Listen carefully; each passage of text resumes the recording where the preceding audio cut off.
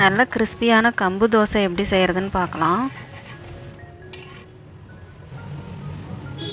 கம்பு தோசை செய்கிறதுக்கு 1 டம்ளர் இட்லி அரிசியும் 1 டம்ளர் கம்பும் எடுத்திருக்கேன். உளுத்தம்பருப்பு 1/2 டம்ளர் எடுத்திருக்கேன். அரிசியையும் கம்பையும் நல்லா கழுவிட்டு 7 மணி நேரம் வரைக்கும் ஊற வச்சுக்கோங்க. உளுத்தம்பருப்பை மாவு அரைக்கிறதுக்கு 1/2 மணி நேரத்துக்கு முன்னாடி ஊற வச்சுக்கோங்க. நல்லா ஊறினதுக்கப்புறம் அரிசி, கம்பு, உளுத்தம்பருப்பு 3ஐயும் உப்பு சேர்த்து கிரைண்டரில் அரைச்சிக்கோங்க. மாவு ரெடி ஆயிடுச்சு. இது 8 மணி நேரம் புளிக்க வச்சதுக்கப்புறம் நல்லா பொங்கி வந்திருக்கு. 1 டம்ளர் அரிசிக்கு 1 டம்ளர் கம்பும் 1/2 டம்ளர் உளுத்தம்பருப்பும் சேர்த்துருக்கேன். சூடான தவாவில் எப்போதும் தோசை ஊற்றுற மாதிரி ஊற்றிக்கோங்க.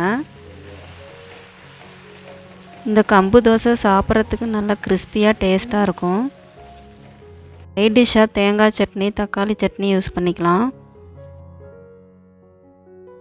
தோசைக்கு எண்ணெய் இல்லாட்டி நெய் யூஸ் பண்ணிக்கோங்க.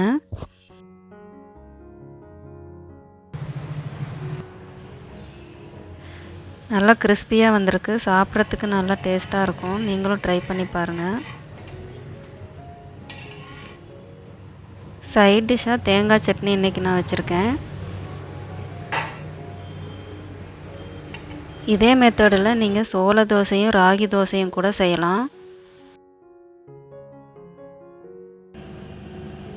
சோள தோசை செய்கிறதுக்கு 1 டம்ளர் சோளம் எடுத்திருக்கேன். இது வெள்ளை சோளம்.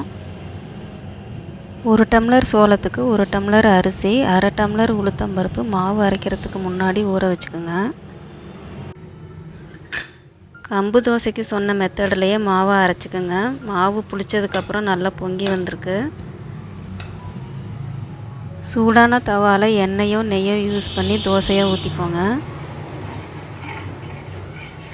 இந்த தோசையும் சாப்பிட்றதுக்கு கிறிஸ்பியாக நல்லா டேஸ்ட்டாக இருக்கும்.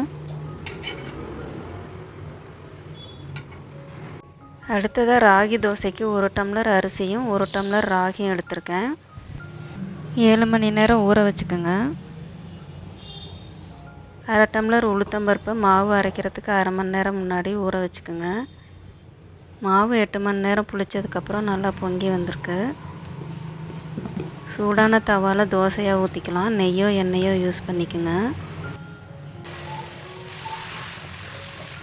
நீங்களும் இது போல் ட்ரை பண்ணி பாருங்கள். வீடியோ பிடிச்சிருந்ததுன்னா லைக் பண்ணுங்கள், சப்ஸ்கிரைப் பண்ணுங்கள்.